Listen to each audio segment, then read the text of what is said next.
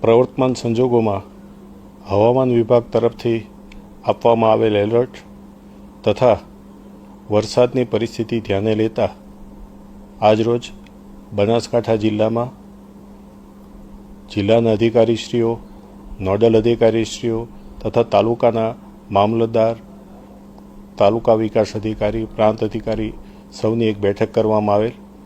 સૌને પરિસ્થિતિથી વાકેફ કરી આગામી સમયમાં ભારે વરસાદની પરિસ્થિતિ ઉદ્ભવે તો એમાં કોઈ પણ પ્રકારની કચાશ ન રહે તે જોવા માટે સૌને જાણ કરવામાં આવેલ છે.